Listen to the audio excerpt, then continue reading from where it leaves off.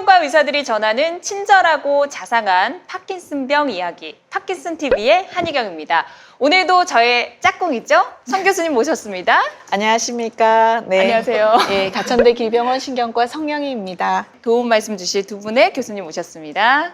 안녕하세요. 한림대학교 성심병원 신경과의 김영은입니다. 대전을지대병원의 장미입니다. 네, 오늘도 잘 부탁드리겠습니다. 성 교수님, 오늘은 어떤 주제인가요? 오늘은 환자들이 조금 기대해 볼 만한 이야기인데요. 파킨슨병 치료의 신약에 대한 이야기들입니다. 저희가 이런 것들을 조금 풀어나가면은 환자분들이 조금 기대치를 높일 수 있지 않을까. 그럼요. 이런 뉴스에서도 생각을 조금 신약 했습니다. 발견 예. 하면은 굉장히 희망적이잖아요. 근데 이런데도 명암이 있기 때문에 이런 것들 저희가 조금 더 구체적으로 짚어드리겠습니다. 알겠습니다. 그럼 대한 파킨슨병 및 이상운동질환학회가 함께하는 파킨슨TV를 지금부터 시작합니다.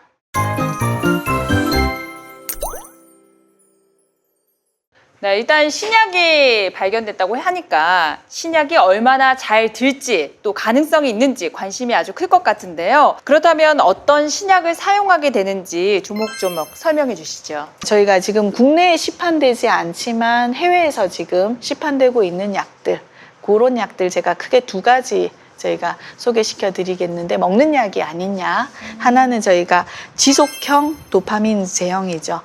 인슐린 펌프처럼 저희가 위장관에 계속 지속적으로 이제 흐르게끔 해주는 그런 약제가 있고요. 두 번째는 저희가 흡입형 도파민제입니다. 그래서 이런 것들 저희 소개를 시켜드리겠습니다. 장미 교수님께서 도파민 지속제에 대해서 좀 설명을 해주셨으면 좋겠는데요. 네, 우선 도파민 지속제라고 하는 거는 성분명으로 듀오도파라고 합니다. 이거는 이제 카르비도파랑 레보도파가 섞인 약제고요. 이거는 이제 후기 진행성 파킨슨 환자한테 이제 운동 종요가 생기고 그 약효 시간이 짧아지고 이런 분들에게 대상으로 하고 있고, 소장으로 직접적으로 투여를 하는 물약이라고 보시면 돼요. 어떻게 투여하는지도 자세하게 설명 부탁드릴게요. 우선은 이 약을 시도하려면 시술이 필요합니다. 우선 장에다 튜브를 넣는 시술이 필요하고요. 그래서 이 시술을 하고 나서 이제 하루에 16시간 정도 이게 주기적으로 자기가 알아서 들어가게 되고, 이제 자는 시간 8시간 동안에는 우리가 원래 먹던 레보도파를 이렇게 속방 형태로 먹게 되어 있습니다. 이런 시술을 해서 실제로 지속성 도파민제를 쓰게 되면 어떤 효과를 기대할 수가 있을까요? 우선은 계속 주기적으로 도파민제가 들어가고 있으니까 평균적으로 약효 소진 시간이 짧아집니다. 보통 한 4.6시간 정도 긴 짧아진다고 되어 시간인데요. 있습니다. 예, 네. 4.6시간이면 엄청나게 긴 시간인데요. 네. 예, 근데 뭐 이런 도파민 지속제 말고도 아포몰핀 지속제도 있고, 네. 실제로 뭐 아포몰핀 같은 경우는 그냥 우리가 피하에 주사하는 그런 주사제도 있잖아요. 네. 그리고 저희가 지금 흡입형 도파민제가 있는데요. 이런 흡입형 도파민제에 대해서 장미 교수님께서 좀 말씀해 주시겠어요? 우선 저희가 먼저 쓰는 레보도파는 이제 혈중 농도에 들어가는 시간이 이제 20분부터 시작이 되고, 최고 농도에 도달하는 게 1시간에서 1시간 반 정도 걸립니다. 근데 이제 흡입형은 그 들어가는 시간이 5분이면 이제 시작이 되고, 최고 농도가 15분이면 도달하게 되어 있어서, 그리고 약효 유지 시간이 그 대신 좀 짧습니다. 한 90에서 100분 정도 이렇게 되는 약입니다. 어떤 환자한테서 이런 흡입성 도파민제가 도움이 될 수 있을지 좀 궁금합니다. 우선 약을 먹고 나면 이제 저희가 온이 된다고 하죠. 스위치가 이렇게 켜진다고 해가지고 약을 먹으면 이제 내가 잘 움직일 수 있는 시간이 있는데, 그게 긴 분들이 있어요. 막 1시간 걸린다, 1시간 반 걸린다. 이제 그런 분들한테 얼른 이렇게 흡입을 시켜서 약효가 빨리 온이 될 수 있게 하는 것도 있고요. 어떤 분들은 예상치 못한 시간에 갑자기 약효가 확 없어지는 그런 증상도 있습니다. 그런 분들한테는 그때 얼른 먹어서 그 시간을 잘 무사히 넘길 수 있게 해주는데 도움을 줄 수가 있습니다. 네, 그러고 보니까 제 환자도 실제로 갑자기 우리가 서든 오프라고 갑자기 환자들이 약효가 쑥 빠져서 지하 주차장에서 집을 못 올라가서 2시간을 거기 서 계셨다는 분이 있거든요. 네, 그런 분들한테 이런 제형이 있으면 참 도움이 될 것 같고요. 지금 현재로서는 이런 분들이 쓸 수 있는 게 마도파 디스포저블, 우리가 물에 타서 먹는 그런 약이 가장 빠른데, 실제로 흡입성 도파민제도 들어오면은 환자들한테 많이 도움이 될 것 같습니다. 예, 다음 키워드로 넘어가겠습니다. 지금까지의 파킨선 치료는 어떻게 보면 증상 치료인데요. 파킨선 환자분들이 원하는 거는 근본적으로 이 병이 없어졌으면 좋겠다. 근본적인 치료에 대한 어떤 시도들은 없느냐. 이런 얘기들이 있습니다. 근본적인 파킨선 병을 없애기 위한 치료를 시도를 하고 있는 대표적인 것들을 알고 계시는 게 이제 줄기세포 치료, 그리고 최근에 가장 핫한 치료 중에 하나가 면역 치료, 그리고 우리가 좀 더 미래에 저희가 기대해 볼 수 있는 유전자 치료, 이런 것들이 있겠는데요. 이 중에서 줄기세포 치료에 대해서 김영훈 교수님께서 좀 설명해 주시겠습니다. 예, 줄기세포 치료는 생각보다 역사가 오래됐는데요. 무려 이제 1990년대부터 줄기세포 치료를 파킨슨 환자한테 시행했었습니다. 줄기세포가 굉장히 종류가 다양한데 1990년도에 이제 태아로부터 이제 사산된 태아죠. 태아의 그 도파민 신경을 빼가지고 그거를 파킨슨 환자의 뇌에 이식하는 시술들을 굉장히 여러 번 했었는데 실제 일부 환자들에게서는 효과가 있었습니다. 그렇지만 이제 실험군과 대조군으로 이제 많은 환자들을 이제 실제로 해봤을 때는 치료의 효과 자체가 큰 차이가 없었을 뿐만 아니라 이제 조금 시간이 지나면서 오히려 운동화병증이 더 심해지는 환자들이 많아져서 나중에는 결국은 이런 치료를 더 하지 않게 됐었습니다. 또 다른 연구도 있는 걸로 알고 있는데요. 네, 작년에 아마 얘기를 들어보셨을 수 있는데 작년에 굉장히 유명한 뉴 잉글랜드 저널 오브 메디슨이라는 이제 곳에 이제 발표됐던 파킨슨병 환자에서 줄기세포 치료에 대한 연구 데이터가 있었는데 하버드 대학에서 했었죠. 왜 이게 실렸냐면 사실은 단 한 명의 환자를 가지고 이제 실험을 했던 건데 이 환자의 본인의 세포, 피부 세포를 이제 떼가지고 그걸 줄기세포로 분화시킨 다음에 다시 도파민 신경으로 분화시켜서 이거를 본인 거를 본인한테 넣어줬던 치료예요. 이제 기존의 줄기세포 치료들은 남의 거를 갖다 집어넣기 때문에 이제 거부 반응이나 이제 혹은 윤리적인 문제들이 있죠. 태아의 것 혹은 뭐 이제 남의 것 이런 어려움들이 있어가지고 문제가 있었지만 이번 치료 같은 경우는 그런 게 아니다 보니까 굉장히 중요한 면역적인 거부 반응이라는 부작용들도 훨씬 적었다고 할 수 있는데요.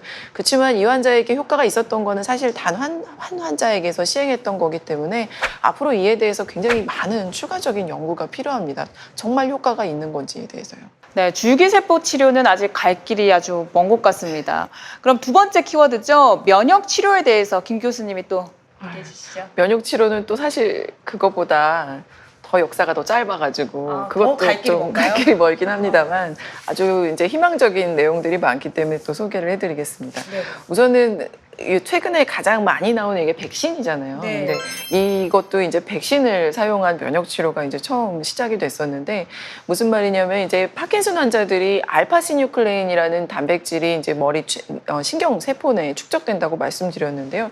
이게 원인의 가능성이 높기 때문에 이 알파시뉴클레인 없애기 위한 항체를 넣어주는 거죠. 백신을 넣어서 알파시뉴클레인이라는 단백질을 없애주는 치료들을 하는 것들을 계획하게 됐습니다. 그래서 실제 알파시뉴클레인 백신을 만들어냈고 그걸로 인해서 동물 실험을 거쳐서 임상 1상, 2상까지도 많이 진행되고 있는데요.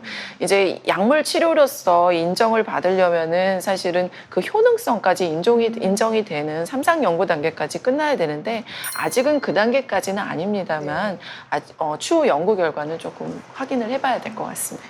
예, 또 다른 연구도 있잖아요. 그거 좀 소개시켜 주시겠어요? 알파시뉴클레인을 단순히 없애는 이런 백신 관련 치료만이 아니고요. 이 파킨슨병의 진행에 있어서 염증 반응이 이제 이런 알파시뉴클레인이 점차 많아지고 이런 진행을 하는데 관여한다고 알려져 있습니다. 그래서 실제 환자의 뇌를 이제 부검을 하거나 동물 실험들을 통해서 염증 반응이 심하면 심할수록 이런 병이 더 빨리 진행하고 더 많아지고 이제 이런 연구 데이터들이 아주 최근에 굉장히 많이 발표가 되고 있거든요. 그래서 이런 면역 반응을 줄여주는 이런 이것을 이제 그 목적으로 해가지고 하는 연구들이 많이 진행돼 있고, 근데 사실 이거는 정말 연구 기간이 짧아서 대부분 동물 실험에 그치고 있고 아주 일부가 일상으로 우선 약이 부작용이 있는지 여부만 테스트하는 정도의 단계이기 때문에 기대는 상당히 많이 되는데요. 아직 조금 기다려야 될 것 같습니다.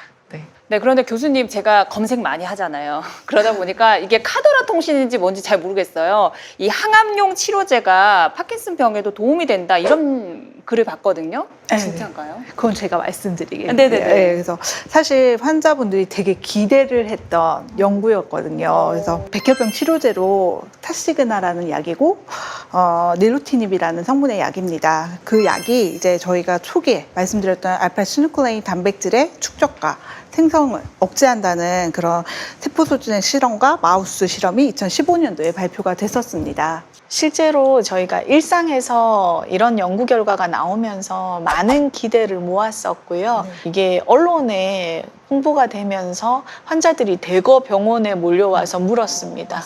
예, 저는 처음에 이제 언론에 퍼지고 찾아봤었거든요.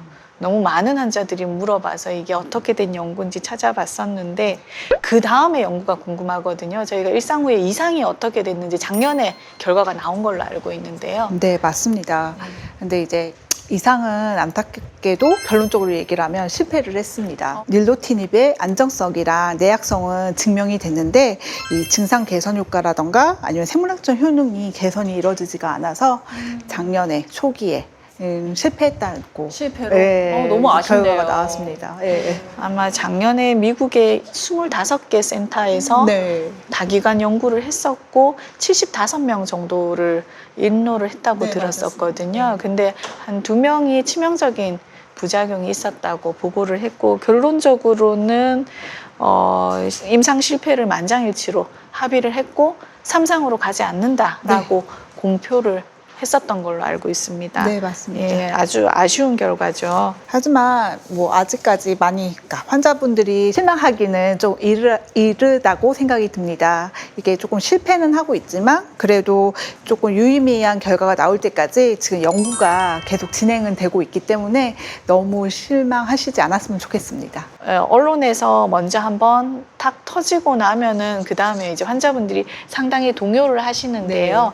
이게 실제로 환자분들한테 약이 직접적으로 치료 목적으로 갈 때까지는 꽤 많은 시간들이 필요합니다. 그래서 이런 부분들을 조금 더 환자들이 긴 호흡으로 좀 지켜봐 주셨으면 하는 마음이고요. 희망의 끈은 놓지 말고 지금 우리가 발전의 속도가 점점 빨라지니까 그렇게 해나갔으면 좋겠습니다.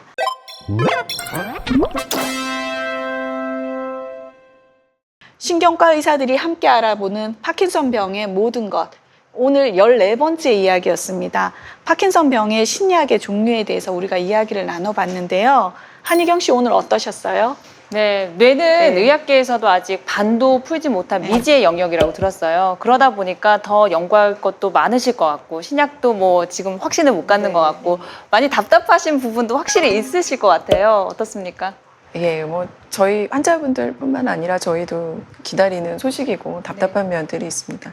그렇지만 이제 실패는 성공의 어머니니까 저희도 몸 잘 만들어서 기다려야겠죠.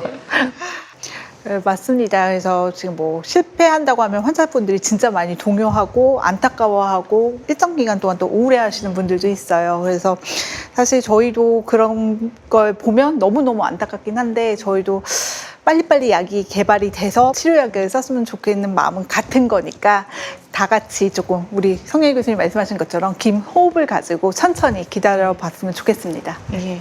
어려운 만큼 연구는 계속되고 있습니다. 많은 과학자들과 의사들이 환자분들을 위해서 노력을 하고 있습니다. 희망의 끈을 잃지 말고 환자분은 끊임없이 체력을 관리하셔야 됩니다. 다치지 않고 체력을 유지하셔야지 좋은 약이 나왔을 때 환자분들이 그 대상이 되실 수가 있습니다. 신약이 발견되면요, 그 어느 채널보다도 저희 파킨슨 TV가 가장 먼저 알려드립니다. 그런 소식을 빨리 접하시려면요, 어떻게 해야 되죠? 구독, 좋아요, 알람 설정까지 잊지 마시길 바랍니다. 그럼 대한 파킨슨 병 및 이상운동 질환학회가 함께하는 파킨슨 TV, 다음 이 시간에도 많은 시청 부탁드립니다.